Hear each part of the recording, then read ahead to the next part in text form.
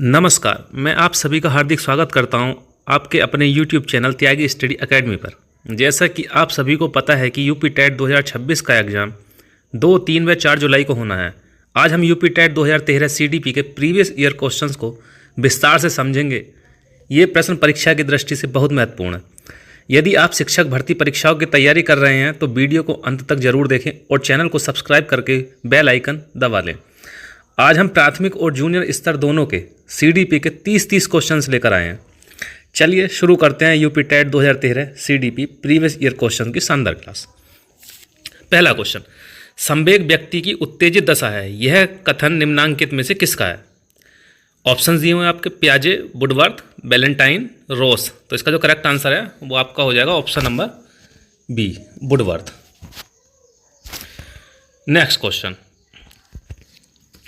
शैक्षिक विकास में मूल्यांकन का अर्थ है छात्रों की प्रगति का आकलन, कक्षा अभिलेखों का मूल्यांकन, कार्य निष्पादन का मूल्यांकन, ज्ञान क्षमता का मूल्यांकन। तो इसका जो करेक्ट आंसर है आपका ऑप्शन नंबर डी हो जाएगा, ज्ञान क्षमता का मूल्यांकन। पूर्वग्राही किशोर किशोरी अपनी के प्रति कठोर होंगे। तो इसमें ऑप्शंस दिए हुए हैं, समस्या, जीवन शैली, संप्रत्यय, वास्तविकता। तो इसका जो करेक्ट आंसर है वो आपका ऑप्शन नंबर ए हो जाएगा, समस्या। चलिए आगे बढ़ते हैं। क्वेश्चन नंबर 4, संज्ञानात्मक विकास के 4 चरणों संवेदी पेशीय, पूर्व संक्रियात्मक, स्थूल संक्रियात्मक और औपचारिक संक्रियात्मक की पहचान की गई है। इसको ऑप्शंस दिए गए हैं, हिलगार्ड द्वारा, स्टोट द्वारा, हरलोग द्वारा, पियाजे द्वारा। तो इसका जो करेक्ट आंसर आपका ऑप्शन नंबर डी हो जाएगा। हाँ जी, ऑप्शन नंबर डी इसका करेक्ट आंसर हो जाएगा, जो है पियाजे द्वारा। चलिए आगे बढ़ते हैं। क्वेश्चन नंबर 5, कौन से गुण अच्छे मानसिक स्वास्थ्य के नहीं हैं?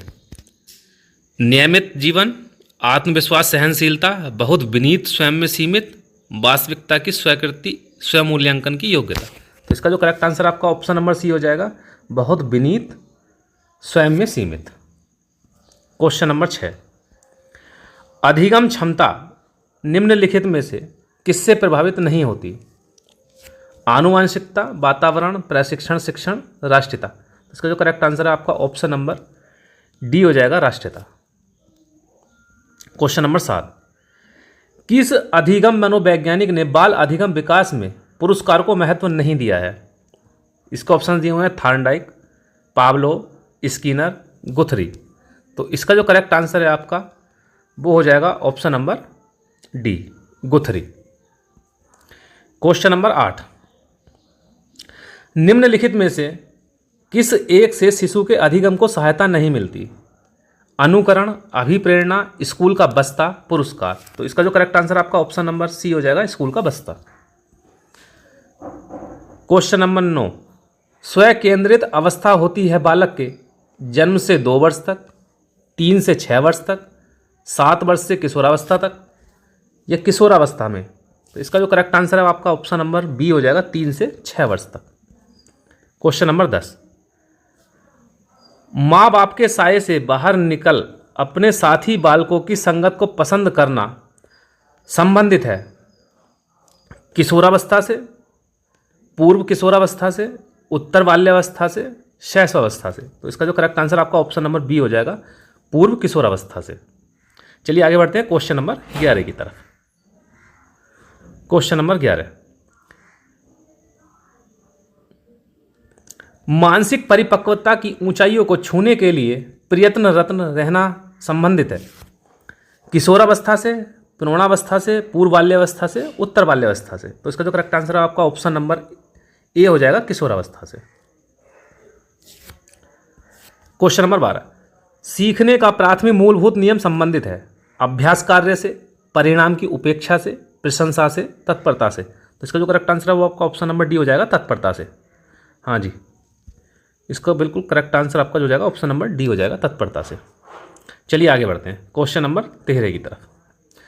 सीखने की प्रक्रिया को प्रभावित करने वाला कारक है अनुकरण, प्रशंसा एवं निंदा, प्रतियोगिता, ये सभी। तो इसका जो करेक्ट आंसर है वो आपका ऑप्शन नंबर डी हो जाएगा, ये सभी। क्वेश्चन नंबर 14 की तरफ चलते हैं। बालकों के सीखने में प्रेरणा को किस रूप में उपयोगी माना जाता है? बालक की वैयक्तिकता का आदर, पुरस्कार एवं दंड, प्रशंसा एवं भद्र सर्जना, उपरोक्त सभी। तो इसका जो करेक्ट आंसर है वो आपका ऑप्शन नंबर डी हो जाएगा। हाँ जी, उपरोक्त सभी। आगे बढ़ते हैं क्वेश्चन नंबर 15 की तरफ। कक्षा में विद्यार्थियों को अधिगम के लिए प्रेरित करने हेतु किस युक्ति का अनुप्रयोग आप नहीं करते हैं? तो इसका जो करेक्ट आंसर है आपका वो आपका हो जाएगा ऑप्शन नंबर सी, उनकी अत्यधिक प्रशंसा करना। इसके 4 ऑप्शंस दिए हुए हैं। पहला दिया हुआ छात्रों में स्वस्थ प्रतिस्पर्धा स्थापित करना, उन्हें आत्मगौरव की अनुभूति कराना, उनकी अत्यधिक प्रशंसा करना, गतिविधि आधारित शिक्षण अधिगम विधियों का अनुप्रयोग करना। तो इसका जो करेक्ट आंसर है वो आपका ऑप्शन नंबर सी हो जाएगा, उनकी अत्यधिक प्रशंसा करना। Question number 16। बुद्धि एवं सृजनात्मकता में किस प्रकार का सहसंबंध पाया गया है? धनात्मक, ऋणात्मक, शून्य, ये सभी। इसका जो करेक्ट आंसर है आपका ऑप्शन नंबर ए हो जाएगा, धनात्मक। Question number 17। कक्षा में अनुशासन बनाए रखने के लिए सर्वाधिक प्रभावशाली उपाय क्या है? अनुशासनहीन बच्चों को कक्षा से बाहर निकाल देना, शिक्षण को रोचक एवं व्यवहारिक बनाना, छात्रों के अभिभावकों को सूचित करना, अनुशासनहीन छात्रों को विशिष्ट सुविधाएं प्रदान करना। तो इसका जो करेक्ट आंसर आपका ऑप्शन नंबर बी हो जाएगा, शिक्षण को रोचक एवं व्यावहारिक बनाना। Question number 18। शैशवावस्था में बच्चों के क्रियाकलाप होते हैं, कैसे होते हैं? इसके ऑप्शंस दिए हुए हैं। मूल प्रक्रियात्मक, संरक्षित, संज्ञानात्मक, संवेगात्मक। तो इसका जो करेक्ट आंसर है आपका ऑप्शन नंबर ए हो जाएगा। Question number 19। जिन विद्यालयों में समय की शिक्षा दी जाती है उसके शिक्षकों को किस क्षेत्र विशेष में प्रशिक्षित करना चाहिए? तो इसके ऑप्शंस दिए हुए हैं। विशेष आवश्यकता वाले बच्चों की पहचान और शिक्षण, व्याख्यान विधि द्वारा शिक्षण, क्रियात्मकता के साथ शिक्षण, उपरोक्त में से कोई नहीं। तो इसका जो करेक्ट आंसर है आपका ऑप्शन नंबर ए हो जाएगा, विशेष आवश्यकता वाले बच्चों की पहचान और शिक्षण। क्वेश्चन नंबर 20 की तरफ बढ़ते हैं। निम्नलिखित में से किस समूह के बच्चों के समायोजन की समस्या होती है? औसत बुद्धि के बच्चे, ग्रामीण बच्चे, अध्ययनशील बच्चे, कुशाग्र बुद्धि के बच्चे। तो इसका जो करेक्ट आंसर है आपका ऑप्शन नंबर डी हो जाएगा, कुशाग्र बुद्धि के बच्चे। Question number 21। किसी शिक्षक को यदि लगता है कि उसका एक विद्यार्थी जो पहले विषय वस्तु को भली प्रकार सीख रहा था उसमें स्थिरता आ गई है, शिक्षक को इसे सीखने की प्रक्रिया की स्वाभाविक स्थिति मानना चाहिए, विषय को स्पष्टता से पढ़ना चाहिए, विद्यार्थी को प्रेरित करना चाहिए, उपचारात्मक शिक्षण कराना चाहिए। तो इसका जो करेक्ट आंसर है आपका ऑप्शन नंबर ए हो जाएगा, सीखने की प्रक्रिया की स्वाभाविक स्थिति मानना चाहिए। क्वेश्चन नंबर 22 की तरफ बढ़ते हैं।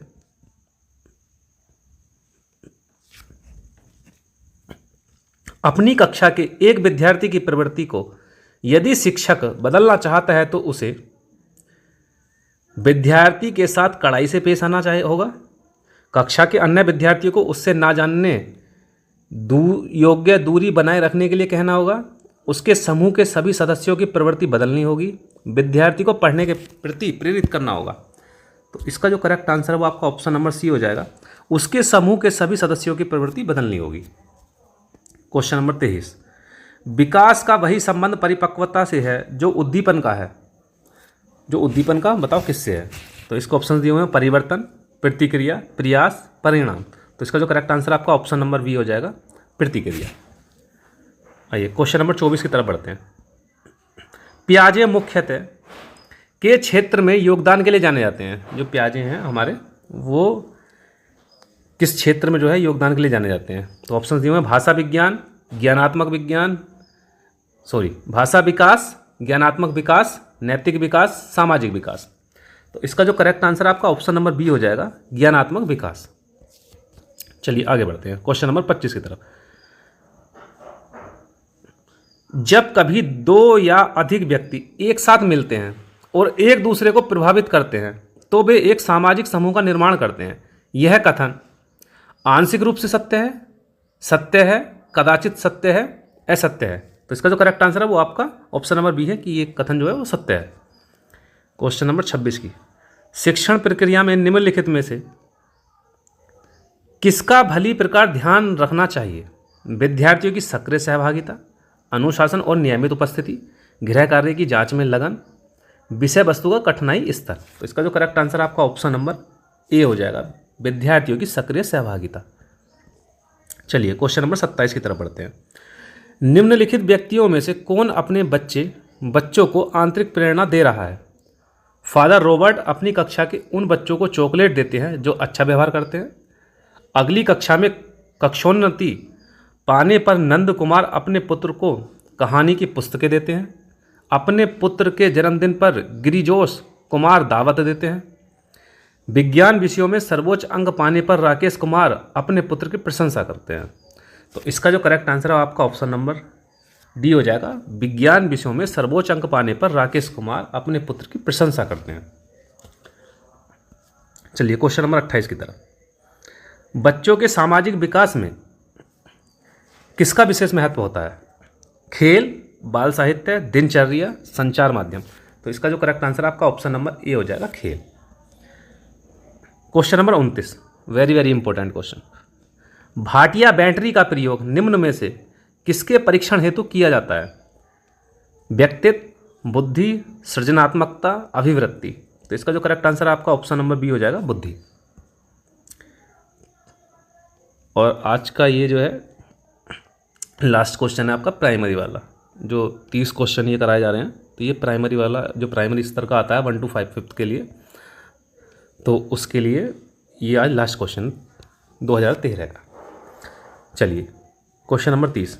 कोहलबर्ग का विकास सिद्धांत निम्न में से किससे संबंधित है? भाषा विकास, संज्ञानात्मक विकास, नैतिक विकास, सामाजिक विकास। तो इसका जो करेक्ट आंसर है आपका ऑप्शन नंबर सी हो जाएगा, नैतिक विकास। चलिए अब आगे बढ़ते हैं। अब यहाँ से जो क्वेश्चन स्टार्ट होंगे वो जूनियर लेवल के होंगे। हाँ जी, जो 2013 में प्रीवियस ईयर का जूनियर लेवल का पेपर हुआ था 6 to 8 वाला, तो उसके अब जो है यहाँ से क्वेश्चन स्टार्ट है, 30 क्वेश्चन। हाँ जी, तो ये जो है आपका यहाँ से स्टार्ट है 6 to 8 के लिए, यानी जूनियर के लिए आपका यहाँ से स्टार्ट हो रहा है। चलिए क्वेश्चन नंबर 1। निम्न में से कौन सा लक्षण किसी मापक उपकरण के लिए सर्वाधिक वांछनीय है? ऑप्शंस दिए हुए हैं, विश्वसनीयता, वैधता, वस्तुनिष्ठता, मानक। तो इसका जो करेक्ट आंसर आपका ऑप्शन नंबर बी हो जाएगा, वैधता। ये आगे बढ़ते हैं। Question number 2।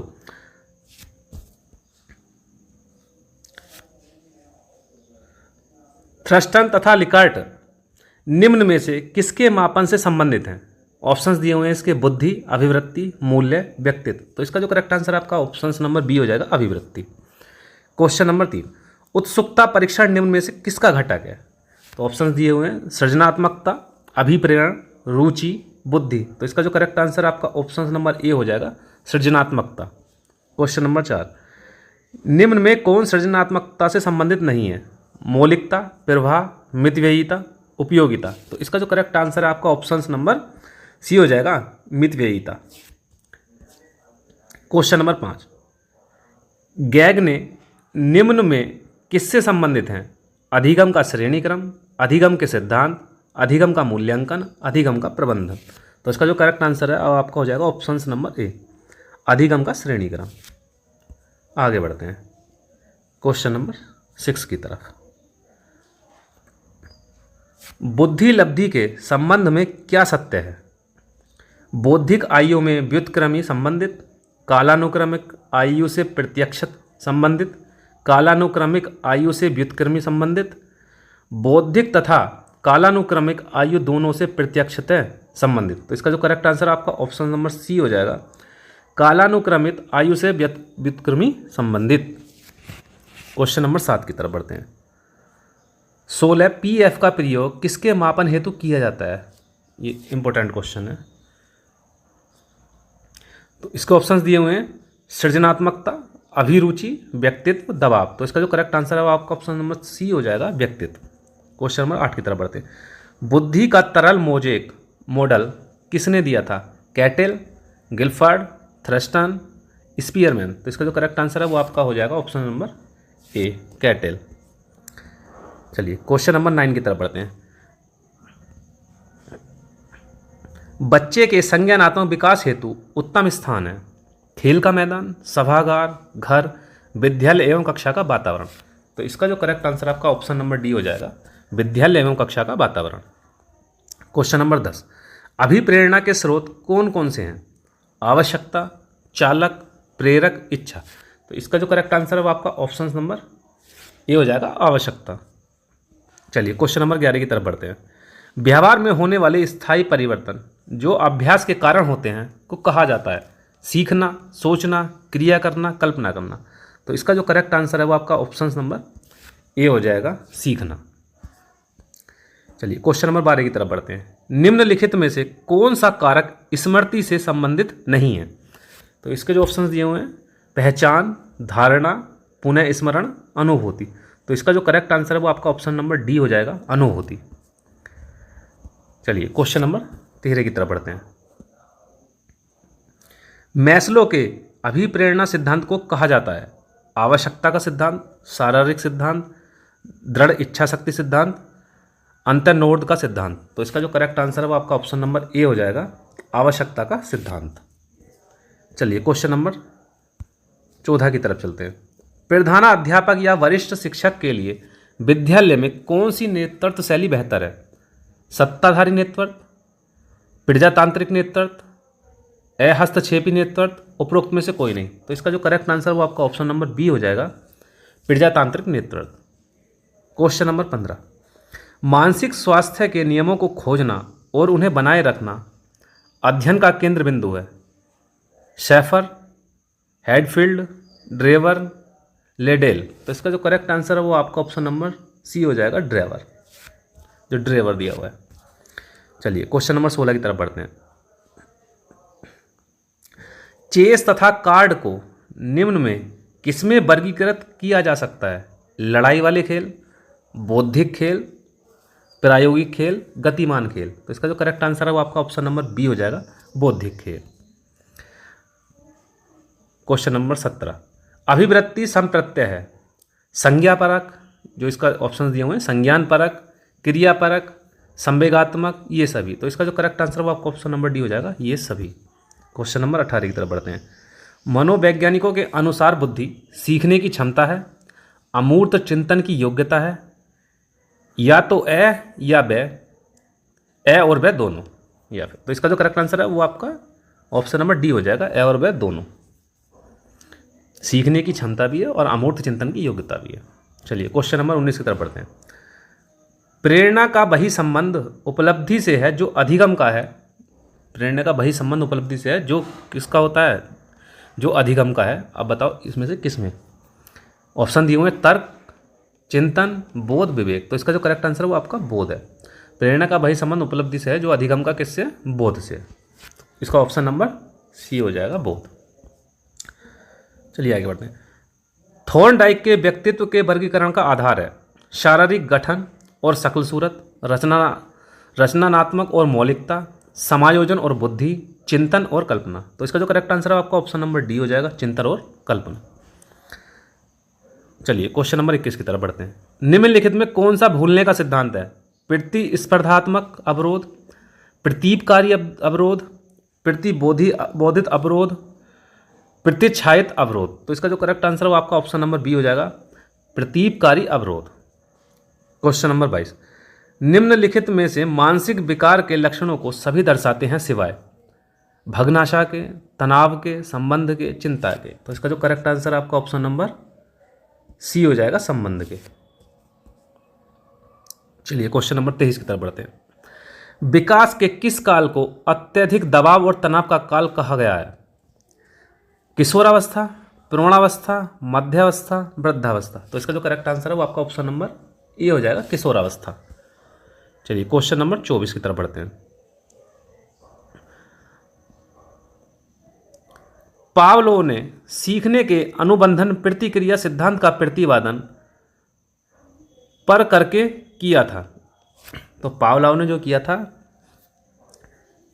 इसको ऑप्शंस दिए हुए हैं, खरगोश, चूहे, कुत्ते, बिल्ली। तो पावलोव ने किस पे प्रयोग किया था? तो पावलोव ने किया था कुत्ते पर प्रयोग। तो इसका ऑप्शन नंबर सी हो जाएगा। चूहे पर प्रयोग किसने करा था? चूहे पर करा था स्किनर ने। चूहे पर किया था स्किनर ने, और बिल्ली पर किसने किया था? बिल्ली पर किया था थॉर्नडाइक ने। हाँ जी, चलिए आगे बढ़ते हैं।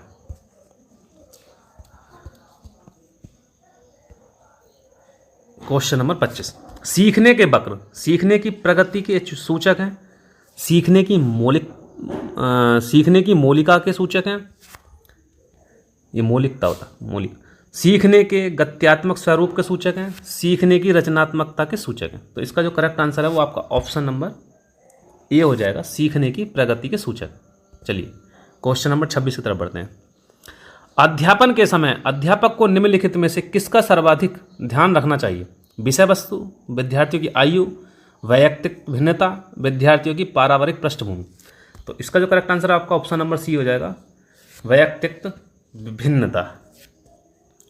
क्वेश्चन नंबर 27 की तरफ बढ़ते हैं। कुर्ट लेविन के अनुसार समूह में जो परिवर्तन होते हैं उन्हें परस्परता कहते हैं, रचनात्मकता कहते हैं, गतिशीलता कहते हैं, संगति कहते हैं। तो इसका जो करेक्ट आंसर आपका ऑप्शन नंबर सी हो जाएगा, गतिशीलता कहते हैं। Question number 28। मानसिक स्वास्थ्य और में घनिष्ठ संबंध है। ऑप्शंस दिए हुए हैं इसके, अभिवृत्ति, स्वीकार्यता, बचने, समायोजन। तो इसका जो करेक्ट आंसर है आपका ऑप्शन नंबर, हाँ जी, इसका जो करेक्ट आंसर आपका ऑप्शन नंबर डी हो जाएगा, समायोजन। चलिए क्वेश्चन नंबर 29 की तरफ बढ़ते हैं। निम्न में से कौन अधिगमकर्ता को अधिक स्वतंत्रता देता है? ऑप्शंस दिए हुए हैं इसके, संरचनावाद, क्रियाशीलतावाद, व्यवहारवाद, सृजनशीलतावाद। तो इसका जो करेक्ट आंसर है वो आपका ऑप्शन नंबर, हाँ जी, ऑप्शन नंबर डी हो जाएगा, इसका ऑप्शन नंबर डी हो जाएगा, सृजनशीलतावाद। और आज का ये लास्ट क्वेश्चन, क्वेश्चन नंबर 30। निम्नलिखित में से स्मरण करने की कौन सी विधि है? मिश्रित विधि, विचार साहचर्य विधि, ए और वे दोनों, उपरोक्त में से कोई नहीं। तो इसका जो करेक्ट आंसर है वो आपका ऑप्शन नंबर सी हो जाएगा, ए और वे दोनों। तो आशा करता हूँ आप सभी को क्लास पसंद आई होगी, और इसी के साथ धन्यवाद, मिलते हैं नेक्स्ट क्लास में।